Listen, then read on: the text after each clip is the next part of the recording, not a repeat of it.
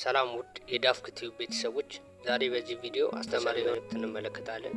ቪዲዮውን እስከ መጨረሻው ተከታተሉ እና ቻናሉን ሰብስክራይብ ማድረግ እንዳትረሱ። ህይወታቸውን ስለሚያውቁት ደፍረው ስለ መንፈስ አያወሩም። ምን ማለት ነው?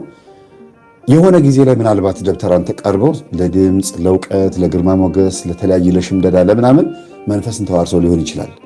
አንዳንድ መምህራንና አገልጋዮች ደግሞ በመንፈሱ ላይ ሰልጥነው ተግተው በጾም ጸሎት ተወስነው የሆነ ጥግ ድረስ መሄድ የማይፈልጉ ሊሆን ይችላሉ።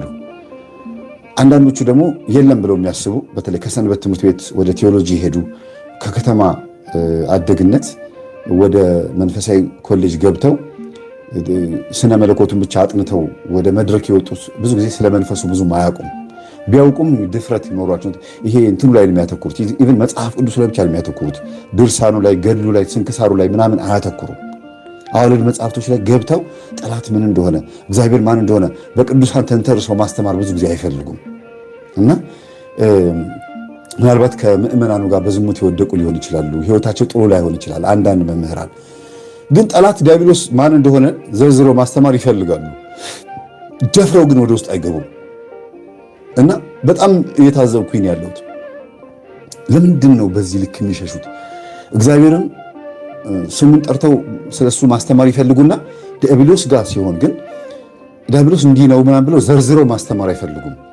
ኢቭን ክፋቱን እንኳን ከመጽሐፍት ጠቅሰው እንኳን ስለሱ ክፋት በደንብ ማስተማር አይፈልጉም። ዘለውት ሁሉ ይሄዳሉ። አሁን በኋላ አሳያችኋለሁ። በጣም ሰፊውን ክፍል የሚይዘው በኋላ ማሳያችሁ ቪዲዮ ላይ ነው። መምህር ምትኩ አበራ የሚያስተምረው ላይ ማለት ነው። እና ወንድማችን ዲያቆን ሄኖክ ኃይሌ ወይም መምህር ሄኖክ ኃይሌ የሚናገረው ነገር እንስማና እሱ ባለው ላይ ደግሞ መጣበታለሁ። ከዛ ውጪ እንደ ዮጋ አይነት ፕራክቲሶች ዮጋ ስትሪክትሊ ሌላ አምልኮ ነው። እንደውም እሱ ላይ በተጨመረ ደስ ይለኛል። አሁን ብዙ ሰዎች ይከራከራሉ። እኔ ከአምልኮውን ሳልሳተፍ ሰውነቴን ባፍታታ ምን ችግር አለው? ይሄ ምን ችግር አለው የሚያመጣው ጣጣ ማለት ነው? አዎ ይሄ ምንድነው? ስጋውን ሳልበላ መረቁን ብጠጣ ምንም ችግር የለውም አይነት ነገር ነው። አንደኛ ምን አይነት መንፈስ እየጠራን እንዳላናቀ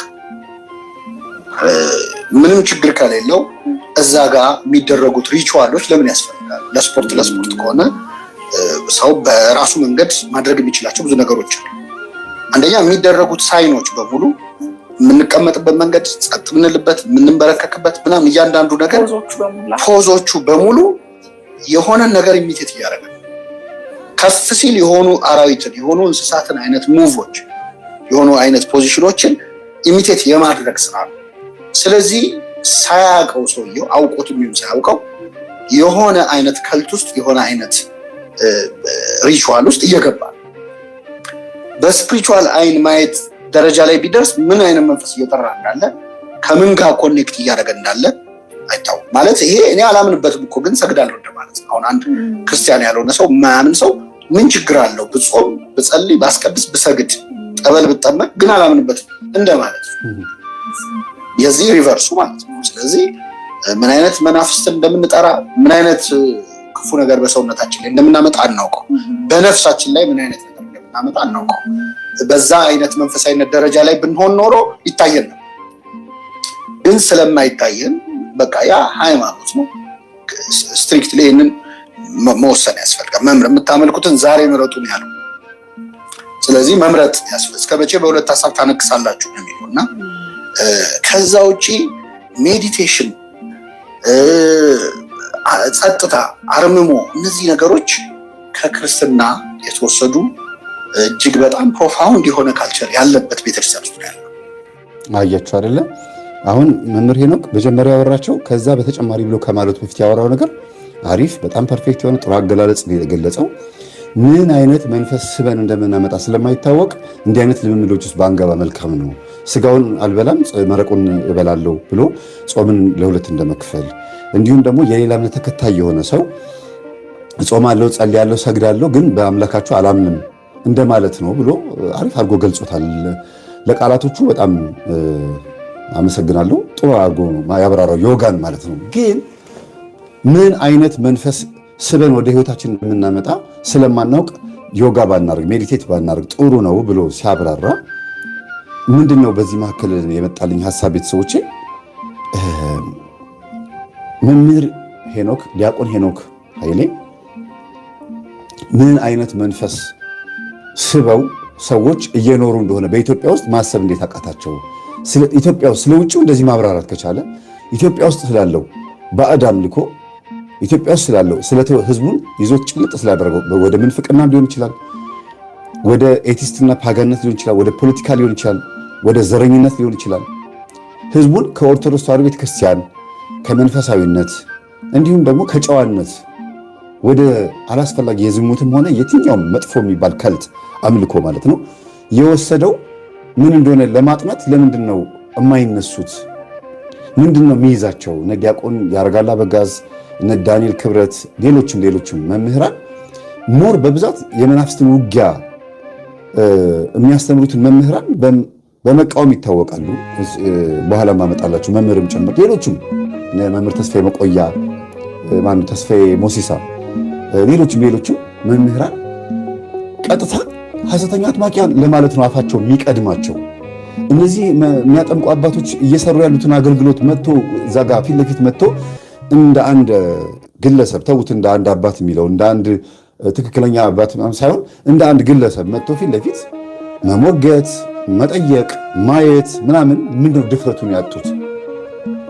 ሰው እኛ ጉባኤ ላይ ሄደን የምናየውን ነገር ተአምር ብቻ እኮ የምናየው ጉድ ነው የምናየው እኮ። ተአምር እኮ ሌላ ነገር ነው። የሌላ እምነት ተከታይ የሆነ ሰው ወደ እምነታችን እንዲመጣ አይኑ እንዲበራ፣ እግሩ እንዲራመድ፣ አንደበቱ እንዲከፈት ምናምን ወገቡ እንዲቀና ይደረጋል። ያ እዛ ጉባኤ ላይ ብቻ ሰው ሌላም ቦታ ላይ ብዙ አባቶች ያደርጋሉ። ለአፋቸው የሚቀናቸው ግን ተአምር ተደረገ እንትን ይሆን አለ አይደል? ምልክት ማሳየት ብቻ ይመስላቸዋል። የተጎዳ የተጨነቀ በጣም ብዙ የተቸገረ ሰው በየቀኑ መንፈስ እየተሸኘለት እንደሆነ ማሰብ አይፈልጉም። በሚዲያና በቪዲዮ ብቻ ነው አይተው በቪዲዮ ነው መልስ የሚመልሱት። እና ለምንድን ነው ኢትዮጵያ ውስጥ ያለው መንፈስ ለመያዝም ለመቃወምም አጥንተው የሆነ ጥግ ላይ ለመድረስ ነው ህዝቡን ለመርዳት ለህዝቡ ለመድረስ ለምንድን ነው የማይነሱት? የውጭው ላይ እንደዚህ ጎበዝ ከሆኑ የሚል ጥያቄ አለ አይደል እንዴ? ምን መንፈስ ጠርተው ለምሳሌ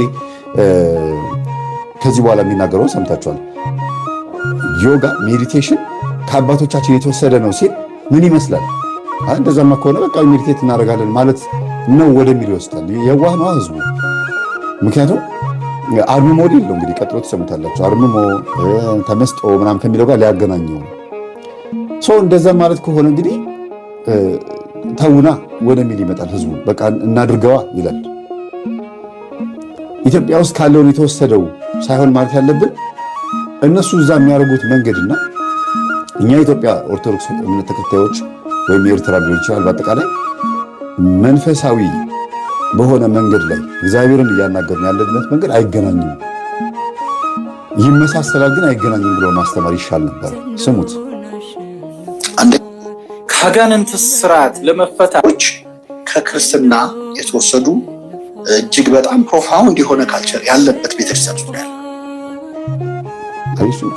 ከኦርቶዶክስ ቤተክርስቲያን የተወሰደው ሐሳቡ ማን ይወስዳል? አሁን ኢትዮጵያ መጥቶ ዮጋ ተመስጦ ዮጋ አድርጌ ልቀይረው፣ አርምሞን ሜዲቴሽን አድርጌ ልቀይረው ብሎ የሚያስብ እንደው የቻይናም የጃፓንም የሆነ ሰው መጥቶ አይደለም። ግን ሰይጣን በዚህ ልክ ከኦርቶዶክስ ተዋሕዶ ቤተክርስቲያን እንደሚኮርጅ ሰዎቹ እንደሚኮርጁ ሳይሆን ኮርጆ ያውቃል።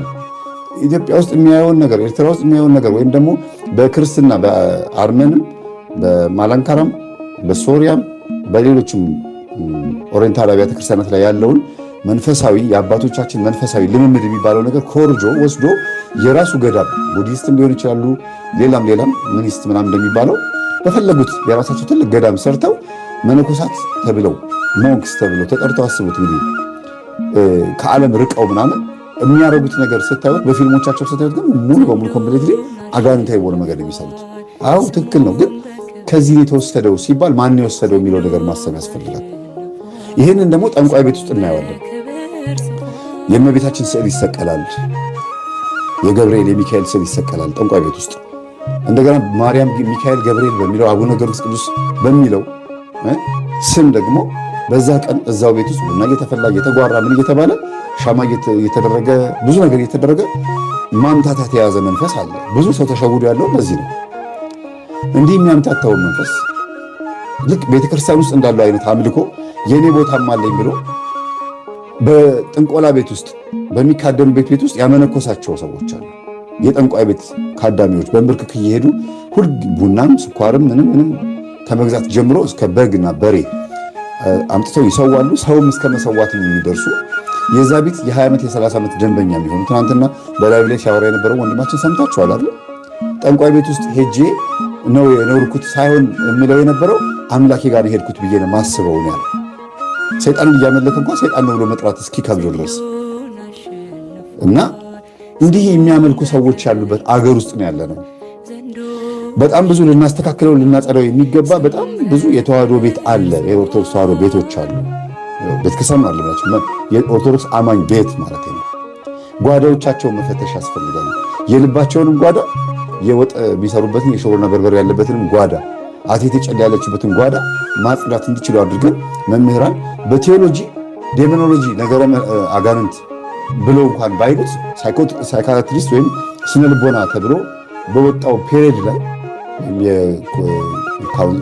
ኮሌጅ ውስጥ ማለት ነው የመንፈሳዊ ኮሌጅ ውስጥ ቴዎሎጂ ማለት ነው ፔሪድ ቢሰጠው ትምህርት ቢሰጥ መምህራን ህዝቡን ከባዕድ አምልኮ እንዴት ማውጣት እንዳለባቸው በደንብ አድርገው በኮሌጅ ሰልጥነው ቢወጡ እኔ እንዲያውም ማለት የመጨረሻውን የመመረቂያ ዓመታቸውን 6 ወሩና 5 ወሩ ይሄንን ብቻ በማጥናት ቢወጡ ከመናፍቃን ጋር ከመከራከር ይልቅ ወይም ንጽጽራዊ ትምህርት ከማስተማር ይልቅ የእውነት ነው ብላችሁ ብዙ ህዝብ መመለስ የሚቻልበት አቅም ይኖራቸዋል። እኔ ከቴዎሎጂ ተመርቄ ከወጣው ጊዜ ጀምሮ እንኳን ተውት ሰንበት ተማሪ ሆንኩት በ89 ዓመተ ምህረት ነው። በ1989 14 ዓመት የካ ሚካኤል በሰንበት ተማሪነት አገልግያለሁ። መምህርም ሆኜ አስተምሬያለሁ። ጆርቱ ዶርም አገልግያለሁ። ብዙ ቦታ ሄጃለሁ። ብዙ ዕውቀት አግኝቼበታለሁ። ከ2003 እና ከ2004 ዓመተ ምህረት ጀምሮ ደግሞ ስቲል እስካሁን ድረስ ምን አገኘህ? መምህር ግርማም ቴዎሎጂ እንድማር እድል ከከፈቱልኝ ተማር ብለው ካሉኝ ጊዜ ጀምሮ ምን ተማርክ ብትሉኝ ሙሉ በሙሉ የኢትዮጵያ ሕዝብ ችግሩ የመጽሐፍ ቅዱስ ችግር ብቻ አይደለም። እግዚአብሔር ማን እንደሆነ ምናምን አይደለም። ጠላቱ ዲያብሎስ ማን እንደሆነ ማያውቅም አለ፣ እያወቀም የሚያመልክም አለ። የእውነት ነው የምላችሁ አብዛኛው ሰው በሱስ ጨዋ በሚመስል ፓጋንነት ቤት ውስጥ በቃ በጣም ምስኪን የሚያሳዝኑ በጣም ጨዋ የሆኑ ብዙ እህቶቻችን በምን ኃጢአት ውስጥ እንደተወሰዱ ወንድሞችም ጭምር የት እንዳለ ትውልዱ ሰባኪያን ጥናት ቢያደርጉ አሁን ስቲል አሁንም እኮ ነው ራሱ ሪሰርች ቢደረግ እንደው የመመረቂያ ጽሑፋችሁ ኦርቶዶክሳውያን ምን ህይወት ውስጥ ነው ያሉት ብላችሁ አጥኑ ተብሎ የመመረቂያ ጽሑፍ ቢሰጣ ራሱ እርግጠኛ ነኝ ተመርቀው ከወጡ በኋላ የአስተምህሮት መንገዳቸውን ያስተካክላሉ ያስባለሁ። የስብከት ዘዴ የሚባለው ትምህርት ላይ ይሄ ትምህርት ቢሰጥ ማለት ነው በጣም ብዙ ህዝብ ማትረፍ ይቻላል። እኔ እንኳን አስቡት በጣም በሚገርም መልኩ ያልገባሁበት ቤት የለም። ሰባኪያን እንደኔ በየሰው ቤት ገብተዋል ብዬ እኔ አላስብም። እንደመመጻደቅም እንደምን ቁጠሩት። ግን እግዚአብሔር ፈቅዶልኝ ብዙ ምዕመናን ቤት መግባት ተፈቅዶልኝና እድሉን አግኝቻለሁ። የብዙ ሰዎች ችግር ጴንጤ መሆን ወይና ምን አይደለም። ባዕድ አምልኮ የሚያመልኩ ኦርቶዶክሳውያን 90% እግዚአብሔርንም እያመለኩ ማታ በማስረው ባዕድ አምልኮ የሚያመልኩ ናቸው። በአንደበቴ ሞልቼ ነው የምናገረው። ስለዚህ መምህር ሄኖክ የተናገረው ትክክል ነው። ግን ደግሞ ጥናት ማድረግ ያለብን አገራችን ውስጥ ካለው ነው መጀመር ያለብን ብዬ አስባለሁ። እኛ አባት የሚናገሩትን ስሙ። ሰይጣን ከኛ እንዲወጣ ምን እናድርግ ብለው የሚናገሩትን ስሙ። ቀጥሎ የሚናገሩትን የእሳቸው ሐሳብ ምን እንደሆነ ከዛ ከተናገሩት ንግግር ውስጥ እኛ የምናወራው እና እሳቸው ያወሩትን ስታነጻጽሩት እንጃ ብቻ ቀጥሎ የምናገረውን ትሰማላችሁ። ከአጋንንት ስርዓት ለመፈታት ይህንን ያድርጉ። እሺ የተወደዳችሁ የልዑል እግዚአብሔር ልጆች አስቀድማችሁ ሼር፣ ኮፒ ሊንክ አድርጉ። በመቀጠል ደግሞ መፍትሄዎቹን እነግራችኋለሁ ማለት ነው። የእግዚአብሔር ሰላም ከእናንተ ጋር ይሁን። በመጀመሪያ ደረጃ በአንደኛ ደረጃ አጋንንት አድሮበት የተሸገረና የታመመ ሰው የመጀመሪያው ማድረግ ያለበት ምንድነው? ንስሐ መግባት። ከልጅነት እስከ እውቀት የሰራውን ኃጢአት አንድ ሽራፊ ሳያስቀር ጸልዮ ሙሉ በሙሉ ከነፍስ አባቱ ቀርቦ ንስሐ መግባት ያስፈልጋል ማለት ነው።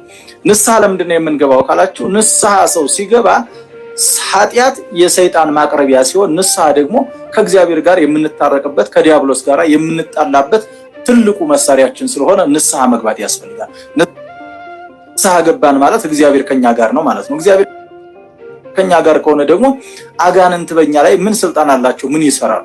ከዛ በመቀጠል አሁን ትክክል ናቸው አይደል? ንስሐ መግባት ሰይጣን ከኛ እንዲወጣ ንስሐ መግባት ነው አሉ። እንግዲህ ሁላችሁም ንስሐ ገብታችኋል።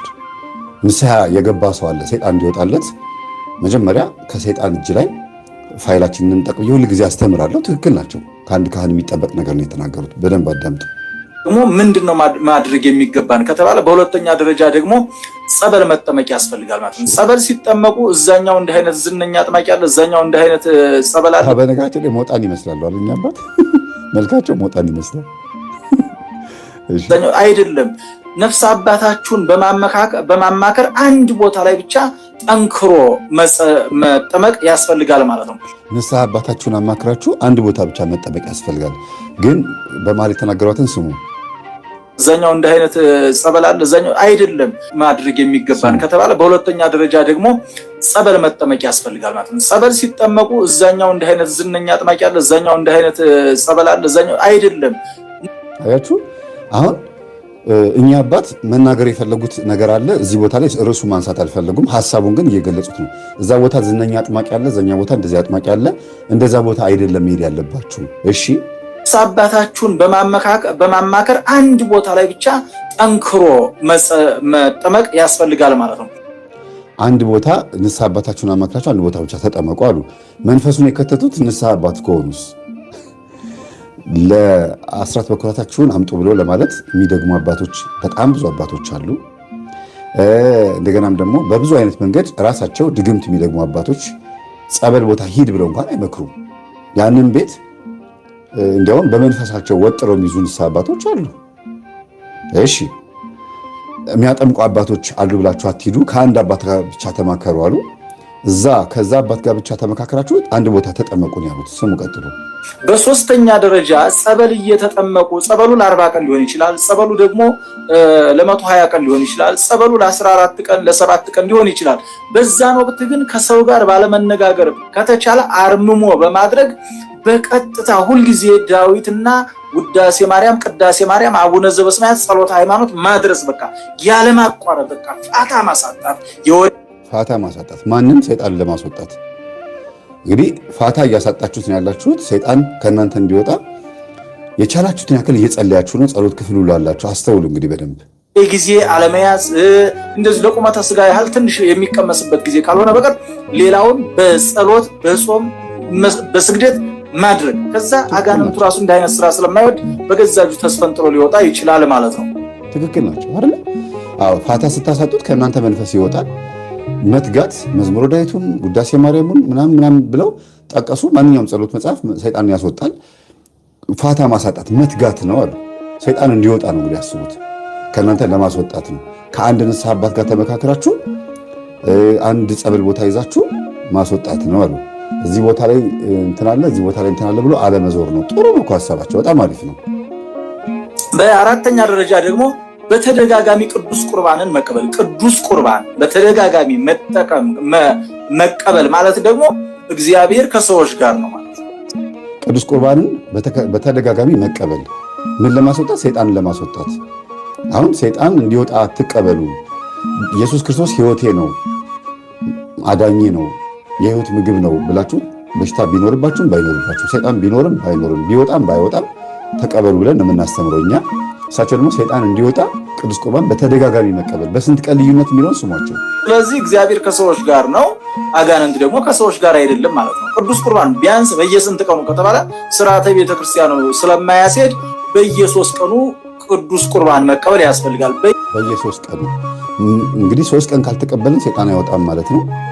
አስቡት። ወይም ደግሞ ኤክስፓየርድ ያደርጋል ማለት ነው። ቅዱስ ቁርባን ከትናንት ወዲያ የተቀበልኩት ቅዱስ ቁርባን አሁን የምቀበለው ከሆነ ከትናንት ወዲያ ስቀበለው ለምን አልወጣም?